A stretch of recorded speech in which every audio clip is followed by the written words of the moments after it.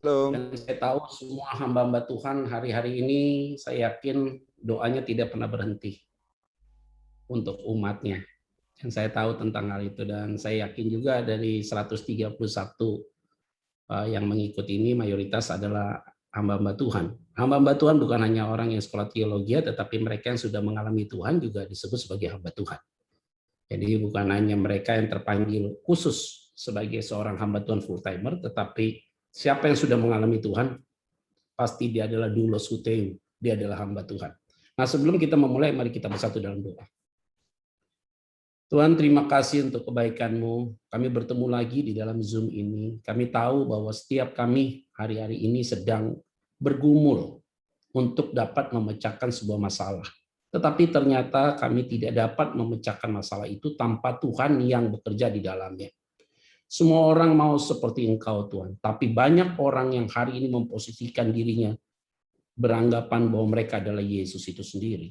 Oleh karena itu, pada hari ini kami mau kembali diingatkan Tuhan bahwa kami adalah seorang hamba. Ciptaan yang lemah, terbatas, kami butuh Tuhan. Sehingga harapan kami tidak memudar dalam bentuk apapun. Berbicaralah bagi setiap kami masing-masing. Di dalam nama Tuhan Kristus kami berdoa dan mengucap syukur. Haleluya. Amin. Di nama Tuhan, Shalom. Hari ini kita akan berbicara tentang harapan yang sudah mulai memudar, tetapi kita masih punya harapan. Begini Ibu Bapak Saudara sekalian, saya yakin semua sudah mengerti tentang firman Tuhan, memahami cerita di dalam Alkitab.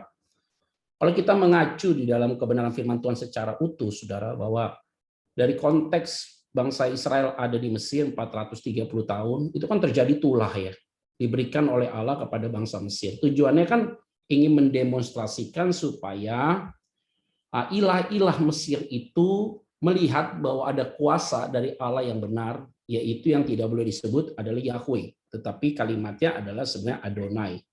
Maka kata Yahweh itu tidak boleh diumbar menjadi satu nilai yang berbeda sekali.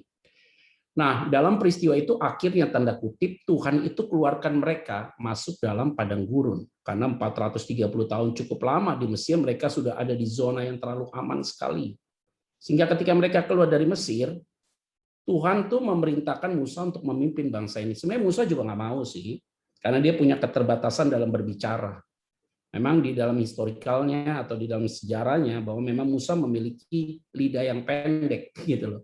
Dia memiliki temperamen yang juga cenderung melankolis, orangnya perasa sekali. Sehingga Musa sebenarnya menolak sih untuk memimpin bangsa itu kurang lebih ratusan ribu orang. Tetapi Tuhan juga memberikan tongkat sebagai bukti bahwa ada penyertaan Tuhan di dalam kehidupan mereka. Sehingga tongkat itu diberikan kepada Musa sebagai alat Tuhan. Nah, makanya setelah keluar dari Mesir itu sudah mulai dengan satu mukjizat, laut Teberau terbelah dua. Lewat pasukan orang Israel tutupin pasukan Mesir dengan air laut. Lewat lagi mereka berjalan 3 hari tidak dapat air, haus mereka, mengeluh mereka. Akhirnya lihat ada air, rasanya pahit, Tuhan ambil sebatang kayu, suruh lempar ke air itu, yang pahit berubah jadi manis. Nah, sudah lihat mukjizat, terus jalan lagi ke Elim. Di Elim ada 12 mata air dan 70 pohon korma. Mereka lihat lagi pertolongan-pertolongan Tuhan luar biasa pada saat itu. Nah, terus kemudian lagi jalan lagi mereka mengeluh lagi air lagi, kembali lagi ke air, Saudara. Padahal mereka sudah lihat mukjizat-mukjizat, pertolongan Tuhan luar biasa. Tapi tetap membuat mereka menjadi kecil hati. Itu realita human being, manusiawi banget, karena kita melihat tidak mudah diputar-putar 40 tahun itu ada di padang gurun seperti itu. Nah, ini yang akan kita bahas tentang mereka mengeluh ketika mereka ada di Rafidim, Saudara. Dan ini di masa dan Meriba tepatnya, dan mereka ini menjadi satu masalah yang serius pada saat itu. Nah, kita melihat masih ada harapan, Saudara. Di dalam Keluaran 17 ayat 1 sampai 7, saya akan bacakan bagi kita. Kemudian berangkatlah segenap jemaah Israel dari padang gurun Sin, bukan Zin. Jadi padang gurun itu ada dua penyebutan nama. Sin pakai S, ada Zin. Nah, yang pakai Zin itu yang Tuhan perintahkan kepada batu untuk ngomong, tapi Musa pukul, maka dia tidak masuk tanah perjanjian. berjalan dari tempat persinggahan ke tempat persinggahan sesuai dengan titah Tuhan. Lalu berkemahlah mereka di Rafidim, tetapi di sana tidak ada air untuk diminum bangsa itu. Jadi mulailah kalimatnya, jadi mulailah mereka itu bertengkar dengan Musa. Kata mereka, berikanlah air kepada kami supaya kami dapat minum. Tetapi Musa berkata kepada mereka, mengapa kamu bertengkar dengan aku? Mengapakah kamu mencobai Tuhan? Hauslah bangsa itu akan air di sana. Bersungut-sungutlah bangsa itu kepada Musa dan berkata, mengapa pula engkau memimpin kami keluar dari Mesir? Jadi ini ada cerita-cerita lagi nih. Jadi di belakang itu sudah lihat mujizat-mujizat air pahit menjadi manis, segala macam laut terberau, ada 12 mata air, 70 pohon korma, sudah terlalu banyak, tetap mereka mengeluh ini. Kenapa sih kamu keluarkan kami dari Mesir? Untuk membunuh kami, anak-anak kami, dan ternak kami dengan kehausan. Kalimatnya. Ayat 4, 5, 6, dan 7. Lalu berseru-serulah Musa kepada Tuhan. Katanya, apakah yang akan kulakukan kepada bangsa ini? Sebentar lagi mereka akan melempari aku dengan batu. Jadi Musa itu berbicara kepada Allah. Tuhan, ini bangsa ini akan lempar saya pakai batu nih. Berfirmanlah Tuhan kepada Musa, berjalanlah di depan bangsa itu dan bawalah beserta engkau beserta orang dari para tua-tua Israel. Bawalah juga di tanganmu tongkatmu yang kau pakai memukul sungai Nil dan pergilah. Maka aku akan berdiri di sana di depanmu, di atas gunung batu di Horeb. Haruslah kau pukul gunung batu itu, dan dari dalamnya akan keluar air, sehingga bangsa itu dapat minum. Demikianlah diperbuat Musa di depan mata tua-tua Israel. Dinamailah tempat itu Masa dan Meriba, oleh karena orang Israel telah bertengkar dan oleh karena mereka telah mencobai Tuhan, dengan mengatakan, adakah Tuhan di tengah-tengah kita atau tidak? Nah ini adalah konteks dalam perikop Keluaran pasal 17 ayat 1-7. Jadi kalau Keluaran di bawah ayat 17 itu tadi saya sudah ceritakan tuh. Nah baru kita masuk. Masalah yang bisa membuat kita lemah hari-hari ini, yaitu masalah pribadi sebenarnya. Nah ini banyak sekarang kita tahu bahwa masalah-masalah pribadi ini adalah lihat kepada background. Nah background kita sebagai hamba Tuhan itu sering sekali mempengaruhi kita dalam hari ini. Nah ini yang perlu kita pahami, kita mengerti masing-masing ibu bapak saudara sekalian. Gini ya, saya ini latar belakang orang nggak benar. 22 tahun yang lalu pakai narkoba, hidup nggak benar, jualan narkoba dan segala macam. Tapi apakah mungkin tiap hari saya khotbah terus sampai dengan hari ini 22 tahun saya melayani Tuhan? Apakah saya khotbah tentang saya pakai narkoba lah segala macam? Itu berarti saya belum pulih dalam masalah hal itu. Padahal kita dipantang untuk membicarakan tentang masa lalu kita. Nah ini yang sering sekali kita mengupayakan tanda kutip diri kita untuk menceritakan terus tentang masa lalu kita. Itu berarti sebenarnya kita ada masalah dengan masa lalu kita yang belum beres. Atau mungkin ibu bapak saudara sekalian dulu pernah terlibat dalam kuasa gelap, belum jadi orang Kristen. Nah terus sekarang sudah bertobat puluhan tahun, terus masih bicara tentang setan terus. Saya curiga saudara masih ada setan dalam diri kita. Itu berarti kita belum beres masalah hal ini. Makanya saya lihat sekarang banyak sebuah kontradiksi di dalam lapangan, di ruang publik. Banyak hamba-hamba Tuhan yang sudah mulai aneh-aneh, saudara. Bukan aneh-aneh, memang udah aneh, tapi sekarang makin aneh gitu loh. Memang hati-hati waspada, banyak nabi-nabi palsu. Benny Hinn baru-baru ini keluarkan statement bahwa dia melihat dalam sebuah pemimpinnya dia, Yesus sudah semakin cepat, dipercepat kedatangannya. Saya agak sedikit bertanya kepada hamba Tuhan demikian. Bagaimana mungkin dia bisa mengatakan demikian, padahal yang Matius 24 katakan bahwa tidak ada satu orang pun yang tahu hanya Bapa, anak aja nggak tahu. Makanya tadi doa saya, kita mau seperti Yesus. Bagus kita mau seperti Yesus. Itulah tujuan hidup kita. Supaya kita mengikuti karakternya, tindakannya, perbuatannya, perkataannya. Tetapi kita bukan Yesus. Kita tidak boleh jadi memposisikan diri kita Yesus. Yang paling banyak sekarang kita memposisikan kita ini adalah Allah. Itu bahaya sekali. Sehingga akhirnya banyak orang yang mengatakan demikian. Nah ini kita lihat perkembangan-perkembangan ini. Nah, sekarang kita membedakan antara hamba Tuhan dapat penglihatan, mimpi segala macam itu, hati-hati saudara kalau itu menjadi paranormal rohani. Ini yang paling bahaya. Nah, kalau kita tidak membatasi dengan konteks-konteks ini bahaya sekali. Diuji dulu deh, jangan sampai disampaikan di ruang publik. Diuji dulu roh itu benar nggak datang dari Tuhan atau tidak. Jangan sampai kita salah. Makanya hati-hati pribadi kita kalau tidak beres. Semua hal, baik doktrin kita, pengajaran kita pastinya, doktrin kita, pengajaran kita, menguatkan jemaatnya seperti apa, menghadapi tantangan zaman seperti apa, kondisi hari ini. Aduh, kelihatan kita tidak punya power dalam segala rohani kita.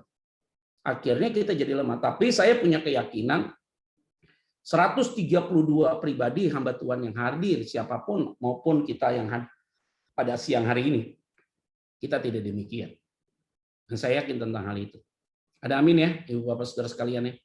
Karena kita adalah orang-orang yang sudah mengerti tentang kondisi hari ini. Makanya ini penting sekali tentang hal ini, pribadi ini. Yang kedua yang membuat kita sering lemah apa sih? Media. Media pemberitaannya sekarang itu masif sekali mengenai corona. Kita tahu peningkatan corona tinggi, tapi ingat kesembuhannya juga tinggi. Yang meninggal banyak. Iya, karena memang fasilitas kesehatan kita lemah. Ini yang terjadi hari ini. Waduh, masif media segala macam ditakut-takutin. Bahwa nanti kalau hari kelima kamu kena COVID, kamu akan sesak napas. Ditungguin loh. Ini baru hari ketiga, hari keempat, hari kelima, nih pasti sesak nih. Enggak sesak. Karena kenapa? Selalu banyak dengar informasi yang negatif, akhirnya berdampak jadi kepada psikologinya. Makanya saya sangat menghindari untuk membaca berita-berita tentang COVID yang terlalu berlebihan. Semua saya kasih tahu Ibu Bapak Saudara, baik dokter, baik ilmuwan dan segala macam, itu semua Saudara sedang menganalisa, belum punya kebenaran yang absolut. Karena kenapa? Tidak ada keputusan hari ini yang valid. Mau minum obat apa nggak valid. Mau minum ini nggak valid. Mau vaksin ini nggak valid. Mau cara ini nggak valid. Semua nggak valid.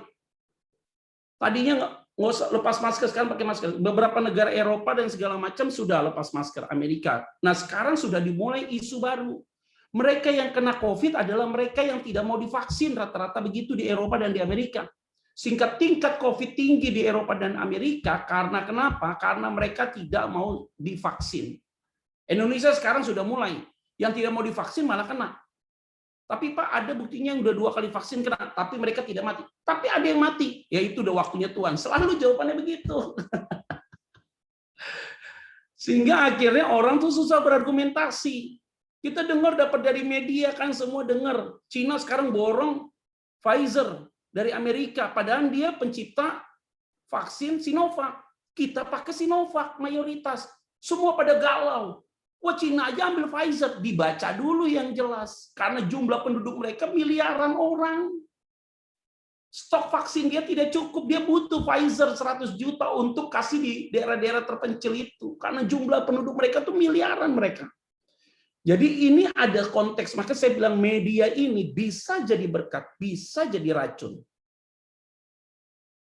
Makanya penting sekali kita jangan mengkonsumsi informasi-informasi yang bisa membuat hati kita jadi tidak baik. Ini lemah. Karena kenapa? Pribadi lemah, media masuk dikit pun lemah. Kita udah nggak mau pusing tentang hal itu. Istri saya tiap hari dulu baca-baca tentang berita corona, pagi, siang, malam. Saya bilang sama dia, "Ma, kalau saya kenal Jokowi, saya akan telepon Jokowi supaya kamu jadi juru bicara COVID-19. Karena tiap hari kasih kabar, nih yang meninggal sekian. Aduh, ngapain sih kasih tahu? Yang penting hari ini aja kita." Makanya yang ketiga yang membuat kita lemah, situasi dan kondisi. Ibu, Bapak perhatikan baik-baik. Tahun 1918, terjadi flu Spanyol di Eropa, yang mati 50 juta orang. Tapi nggak seheboh kita hari ini. Kita belum nyampe 5 juta orang. Mereka 50 juta orang. Kenapa mereka nggak seheboh kita? Karena kita teknologinya lebih canggih. Dan ingat, mereka kena tahun 1918. Banyak keluarganya yang mati. Gereja tidak bisa kasih jawaban dan segala macam. Itulah dimulainya Eropa menjadi agama ateis. Karena mereka anggap bahwa Tuhan sepertinya tutup mata terhadap mereka. Ini terjadi perubahan yang luar biasa signifikan. Dan berhenti itu Flu Spanyol kapan berhentinya? Tahun 1920. 2 tahun kemudian virus itu hilang. Sampai hari ini para ilmuwan dokter tidak menemukan kenapa virus itu hilang dari benua Eropa.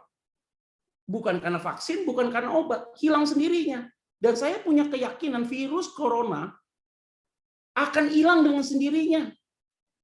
Orang dia datang kita tidak tahu, dia akan keluar dengan sendirinya. Ada amin nggak nih Ibu, Pak, Bu? Dia akan keluar dengan sendirinya virus ini. Kita vaksin oke, kita minum vitamin oke. Minum vitamin terlalu banyak hati-hati loh, jadi Superman sama Superwoman loh. Hati yang gembira tuh harga mati, pikiran yang positif tuh oke, bicara yang positif itu oke. Itu yang membuat imun kita kuat hari ini. Vitamin banyak, pikiran negatif, hati negatif, rusak, drop juga. Olahraga secukupnya, makan bergizi, berjemur secukupnya. Jangan berjemur kebanyakan, kena kanker kulit juga ntar, hitam, kelam. Jadi ini kita sangat bahaya, orang semua mempertahankan. Situasi kondisi hari ini, saya tidak bernubuat. Ya kita punya harapan kalau tahun 2020 sudah dimulai pandemi. Saya harap virus ini nggak bertahan lama lah. 2022 udah berhentilah nih barang. Kalau bisa sebelum tahun 2022 udah bubar nih barang, hilang sendiri. Bingung nanti. Vitamin udah stok banyak di rumah nggak diminum-minum. Sampai kasih. Punya anjing dikasih tuh vitamin akhirnya. Karena kenapa? Kita sudah menimbun banyak vitamin, beli masker banyak, maskernya nggak kepake, ntar maskernya dikasih untuk buat siapa lagi. Itu masalahnya sekarang. Semua orang ketakutan dengan situasi kondisi ini, akhirnya overprotective. Tidak mengandalkan Tuhan. Itu yang menjadi masalah. Nah, kenapa kita susah bangkit, susah untuk bangkit? Ini dia ketakutan tanpa alasan. Lihat bangsa Israel, takut mereka tanpa alasan. Musa, kamu mau buat saya dan keturunan saya mati kehausan? Dia takut tanpa alasan. Masa mereka sudah lihat bagaimana mukjizat-mukjizat terjadi kok? Laut terbelah dua, air pahit dibuat jadi manis. Lihat 12 mata air, dikasih mana, dikasih tiang awan, dikasih tiang api. Sudah terlalu banyak Tuhan tolong mereka. Di Mesir tulah bertulah-tulah, saudara. Mukjizat model apapun sudah terjadi. Ketakutan apa? Apakah kita harus takut tanpa alasan? Ya nggak boleh dong. Rasa khawatir ada, tapi tidak boleh membuat kita jadi takut. Kenapa saya bilang takut tanpa alasan? Kita ini udah banyak Pak ditolong oleh Tuhan, Bu. Sakit disembuhkan, nggak ada uang, ada berkat aja. Selalu nih hari ini pelayanan bisa di stop apapun, tetap ada pemeliharaan Tuhan. Minimum beras 10 kilo nanti dari bansos. Makanya ini yang saya bilang sama kita semua yang ada di tempat ini. Masa kita takut dengan apa yang Tuhan berikan bagi kita? Loh, terlalu ajaib. Allah tuh tahu apa yang kita perlukan, Matius pasal yang ke-6. Dia tahu bagaimana pelihara kita. Dia tahu bagaimana menjaga kita. Dia akan membuat kita hari ini begitu luar biasa. Maka saya selalu yakin orang benar, orang pilihan Tuhan tidak akan mungkin ditinggalkan Tuhan. Sedikit pun, asal kita percaya. Sekarang punya uang banyak, Pak, nggak ada artinya. Kenapa nggak ada artinya? Lihat tuh orang kaya banyak yang mati. Cari rumah sakit full semua di Jakarta. Mau datang sampai rumah sakit, oksigen habis semua. Ventilator full semua. Lewat, duit nggak ada artinya sama sekali. Nah, yang kedua yang paling bahaya untuk kita susah untuk bangkit, curiga yang berlebihan. Mereka curiga terus sama Musa. Musa nih bagaimana? Makanya Musa bilang, Tuhan, nih mereka protes dulu sama saya nih. Bentar lagi saya dilempar batu nih. Yang mau lempar batu ratusan ribu orang, matilah Musa. Nggak mau mati konyol dia. Karena kenapa? Rakyat pada saat itu sudah punya curiga. Luar biasa. Sekarang kita juga curiga kan sama pemerintah. Rakyat-rakyat ini pada curiga sama pemerintah. Dulu Sinovac datang nggak ada yang mau suntik, nggak mau mengandung babi. Kalau kita orang Kristen pendeta, sini jangankan suntikan vaksin babi. Daging babinya pun kita makan sekarang. Nggak mau Sinovac, nggak mau divaksin, kenapa nanti ada chip. Aduh, konyol banget. Semua begitu, curiga semua. Udah sekarang datang AstraZeneca. AstraZeneca bilang pengentalan darah, takut mereka. Mau cari Sinovac, udah Sinovac aja deh, nggak mau Kemarin bilang Sinovac nggak mau, sekarang jadi mau lagi Sinovac. Semua serba salah akhirnya. Dicurigai semua. Bilang AstraZeneca bagus, efektivitasnya tinggi. Semua rame-rame cari AstraZeneca. Sinovac ditinggalkan sekarang. Aneh banget. Jokowi buat PPKM darurat. Rakyat kecil yang dagang teriak susah. Mau dilonggarkan PPKM darurat, nakes teriak, rumah sakit teriak, kolaps semua. Jadi maunya apa? Serba salah jadi pemimpin. Kasihan Pak Jokowi di periode yang kedua ini. Dia hanya urus masalah corona. Terus begini. Nggak ada yang bisa. Seluruh pemimpin mengalami kesulitan hari ini. Nah, akhirnya apa? Kalau orang sudah mulai curiga berlebihan dalam bentuk apapun, curiga berlebihan, akhirnya apa? Tujuan hidupnya jadi nggak jelas. Targetnya ke tanah perjanjian itu jadi nggak jelas. Semua menjadi kabur semua. Kayak kita hilang harapan nih apa yang terjadi. Kayak kabur semua. Ini mau ngapain apa yang terjadi? Tujuan hidup udah nggak jelas semua. Jadi kita tidak mau berbuat sesuatu diam, apalagi sebagai hamba Tuhan. Udah berhenti, stuck. Offline nggak bisa. Online bagaimana buatnya? Tergopo-gopo mau buat online. Jemaatnya 500 orang misalnya, atau 300 orang. Pas buat online ya nonton cuma 20 orang, 30 orang. Aduh, kenapa begini ya, kenapa begini? Jadi masalah. Karena tidak dari awal dipersiapkan dengan baik. Ini yang menjadi ketakutan kita yang tidak punya alasan membentuk curiga yang berlebihan. Akhirnya bangsa Israel tujuan hidupnya makin nggak jelas. Satu generasi mati semua. Yang masuk hanya Yosua dan Kaleb. Bandingkan, yang keempat adalah selalu membandingkan diri dengan orang lain. Ini yang paling bahaya. Kalau kita sudah membandingkan diri kita dengan orang lain, waduh, kita sedang mengkerdilkan kuasa Tuhan untuk memelihara kita melebihi dari orang yang selama ini menjadi poin untuk kita membandingkan diri kita. Itu yang menjadi bahaya. Makanya ingat ibu bapak saudara sekalian, di tengah kondisi hari ini, jangan sampai kita terlena. Jangan membandingkan kita dengan orang lain. Karena Tuhan itu tahu kapasitas kita. Dan dia tahu juga bagaimana caranya untuk meningkatkan kapasitas kita. Dan dia tahu juga bagaimana cara memelihara kita. Ini penting. Kalau kita membandingkan diri kita dengan orang lain, tidak akan pernah puas kita dalam bentuk apapun. Maka dampaknya kalau ketakutannya tanpa alasan muncul, curiga, berlebihan, tujuan hidup udah nggak jelas, membandingkan diri kita dengan orang, apa artinya? Rohani kita makin turun. Ini udah kayak circle, jadi rusak, susah untuk bangkit kita. Ini yang perlu kita sampaikan di tengah-tengah jemaat hari ini. Makanya saya mau sampaikan, bagaimana kita dapat memberikan sebuah encourage atau dorongan atau semangat kepada jemaat kalau kita pun yang masalah ini belum beres. Nah, akhirnya kita mau lihat bagaimana supaya harapan itu kembali. Akhirnya Musa itu di dalam keadaan situasi genting terpojok dan benar-benar tersudut dia dalam kondisi saat itu, saudara. Musa itu akhirnya bertanya sama Tuhan. Bagaimana Tuhan? Tuhan langsung bilang apa? Musa, you masih pegang tongkat kan? Tongkat yang kamu pegang itu yang pukul sungai Nil. Oke? Sekarang pegang tongkat itu dan pilih tua-tua Israel. Kamu berjalan, pukul batu itu supaya keluar air. Wah, Musa itu tidak ada argumentasi lain. Dia selain percaya sepenuhnya kepada Tuhan. Nah, hari ini kita sebagai hamba-hamba Tuhan, tidak ada kata lain. Kita hanya percaya kepada Tuhan sepenuhnya. Kepada yang lain kita tidak perlu percaya. Firman Tuhan itulah menjadi dasar bagi kita. Maka pentingnya tiap hari kita hidup di dalam firman itu. Maka ketika kita ada dalam keadaan terpojok, firman itu biasanya menjadi rema bagi kita. Ini setiap saat, setiap waktu saya baca firman, selalu firman itu jadi rema bagi saya.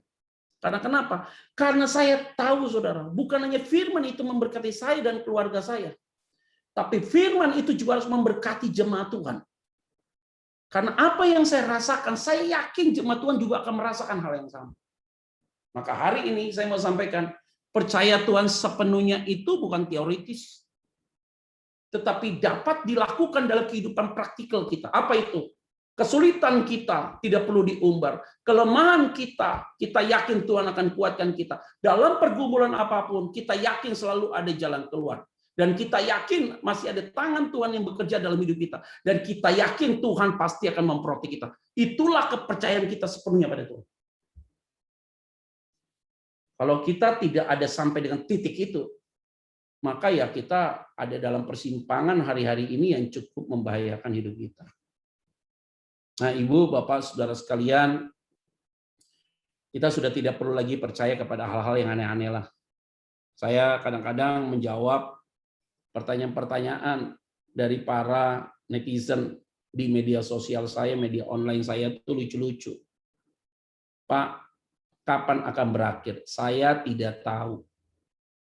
Kenapa Tuhan lakukan ini? Apakah Tuhan menghukum? Saya bilang sederhana kok. Begini ya, Pak, Bu. Kalau corona ini karena iblis, kita tengking pasti keluar ini corona. Tapi kalau corona ini karena hukuman Tuhan, maka kita harus sepakat. Kita minta ampun sama Tuhan, berbalik kepada Tuhan. Saya yakin Tuhan akan cabut hukuman itu.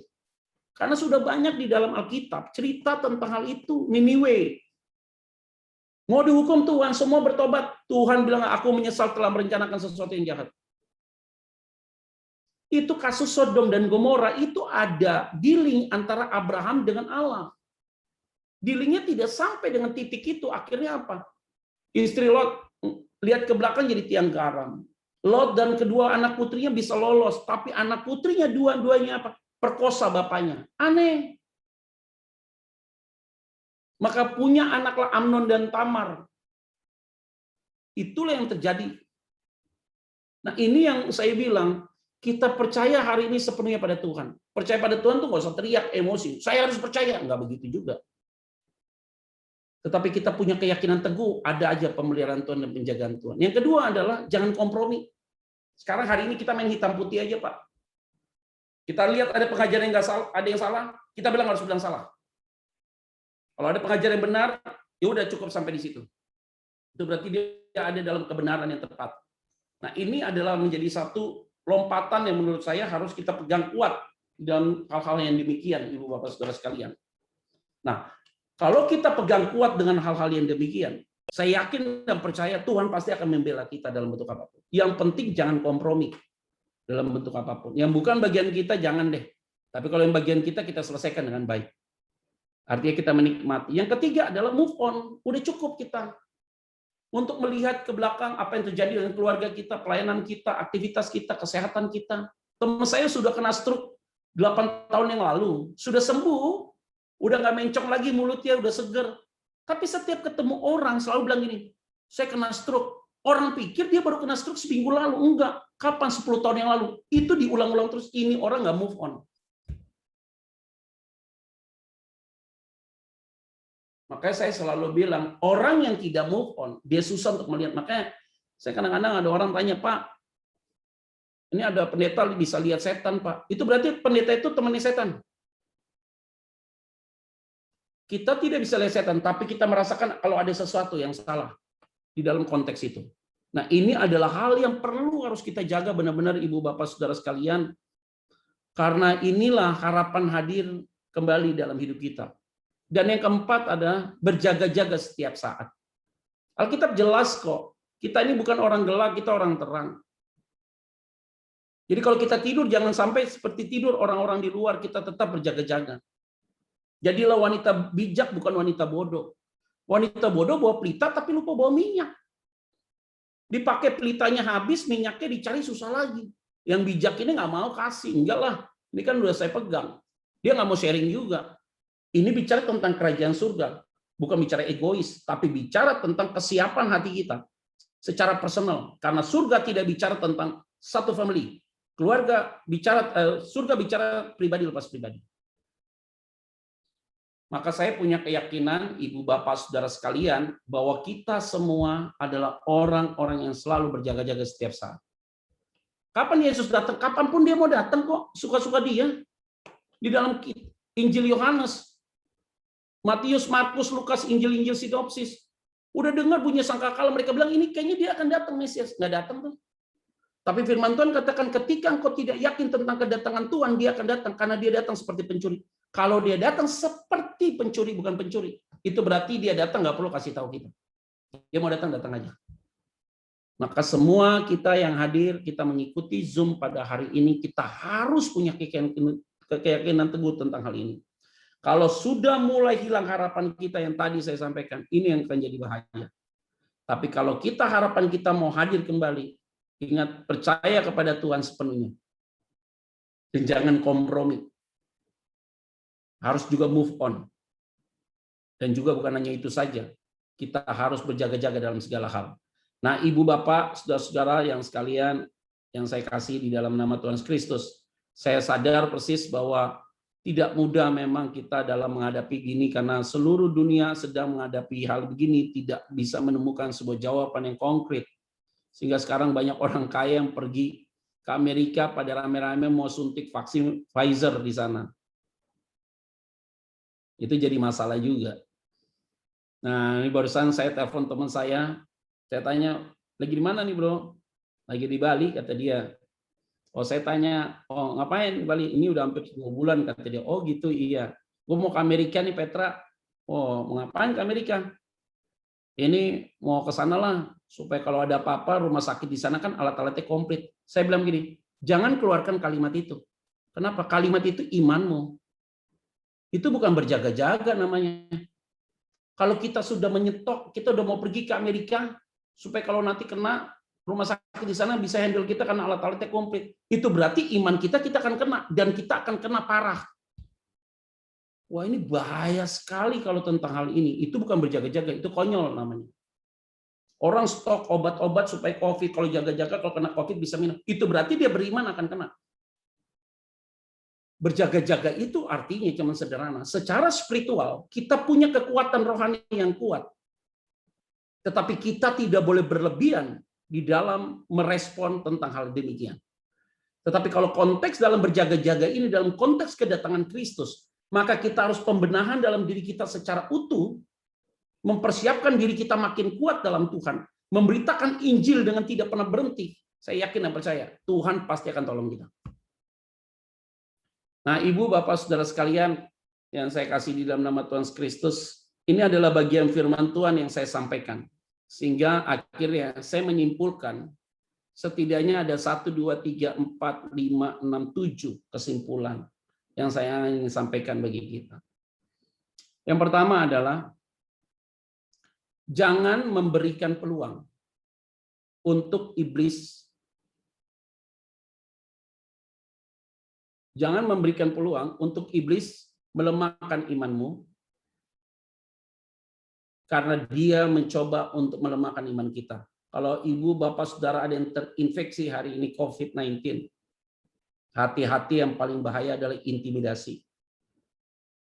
Karena intimidasi itulah yang sering sekali melemahkan iman kita. Yang kedua, jangan memberikan peluang untuk siapapun merusak pola pikir kita. Karena kalau ini kita terus memberikan celah untuk mendengar informasi-informasi yang tidak up to date, itu bahaya sekali. Maka saya selalu bilang begini, orang bilang, Pak, saya berdoa aja cukup Pak, nggak usah baca Alkitab. Salah.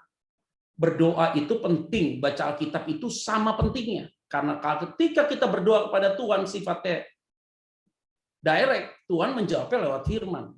Maka kita harus punya jam doa plus suka baca firman, itu penting. Yang ketiga adalah jangan memberi peluang situasi dan kondisi mengontrol hidupmu. Karena situasi dan kondisi ini tidak boleh mengontrol kita. Kita yang harus kontrol situasi ini. Tapi kita ikutlah, kalau udah PPKM darurat ini ada level 3, level 4, ya udahlah, kita tertib aja, keluar pakai masker, social distancing, nggak penting, nggak usah keluar. Yang keempat adalah jangan membandingkan dirimu dengan orang lain karena Anda ada, karena Tuhan mengetahui siapa Anda sesungguhnya. Ketika kita mencoba untuk membandingkan, waduh nggak gampang. Wow, ini saya pikir adalah satu pembelajaran bagi kita semua untuk kita dapat ya mensyukurilah dengan apa yang Tuhan sudah buat dalam hidup kita. Apapun itu. Ketika kita mau syukuri, kita tidak bersungut-sungut, kita tidak membandingkan diri kita dengan orang lain, itu kita sedang membangun sebuah kepercayaan penuh bahwa Tuhan itu terlalu baik buat kita. Maka poin berikutnya adalah berbuatlah selagi ada kesempatan. Karena kesempatan tidak datang 2 kali. Maka hari ini kita mau berbuat sesuatu bagi Tuhan. Siapapun kita hari ini, kita harus berbuat dengan sepenuh hati. Karena tidak ada kesempatan yang kedua kali. Kalaupun diberikan kesempatan hari ini, jangan sia-siakan kesempatan itu untuk berbuat yang terbaik buat Tuhan. Dan yang berikutnya adalah bersyukurlah selalu. Maka bersungguh-sungguh tidak ada dalam kamus hidup kita. Orang yang bersyukur pada Tuhan, dia tidak punya kemampuan untuk bersungguh-sungguh. Ingat baik-baik, beban di pundak kita itu berat. Saya tahu itu. Jangan minta supaya beban itu hilang dari pundak kita. Tapi minta sama Tuhan, Tuhan tolong perkuat beban pundak saya supaya saya dapat menanggung beban ini. Nah, ini bagian penting sekali. Bukan beban itu dilepaskan dari pundak, tapi kita minta supaya pundak kita dikuatkan oleh Tuhan untuk menanggung beban itu. Karena kenapa? Benar 1 Korintus 10 ayat 13. Pencobaan yang kamu alami adalah pencobaan biasa. Tuhan tahu kemampuanmu dan keterbatasanmu. Dia setia dan adil. Dia akan memberikan jalan keluar tepat pada waktunya. Dia tidak memberikan engkau dicobai melebihi dari kekuatanmu. Sehingga dia akan memberikan engkau mampu untuk menanggungnya. Artinya masalah ada. Masalah tidak hilang. Tapi kita diberikan kemampuan untuk menghadapi masalah itu dengan kekuatan yang datang dari Tuhan. Maka tetaplah bersyukur pada Tuhan. Jangan sampai kita bersungguh-sungguh. Dan yang terakhir, kita lemah, maka kuasa Tuhan yang akan menguatkan kita. Tanpa kuasa Tuhan, tidak mungkin kita kuat sampai hari ini. Maka ketika Paulus kena duri dalam daging, dia berdoa supaya duri dalam daging ini hilang. Tapi Pak Allah katakan apa? Cukuplah kasih karunia-Ku bagimu. Justru dalam kelemahanlah kuasa-Ku semakin sempurna. Maka Paulus katakan, aku bermegah dalam kelemahanku. Karena ketika aku lemah, aku yakin aku dikuatkan oleh Tuhan. Karena ada kuasa Tuhan yang ada dalam hidup kita. Nah, ini menjadi kesimpulan bagi saya lewat firman Tuhan ini. Yang saya yakin dan percaya, biarlah nama Tuhan yang dipermuliakan.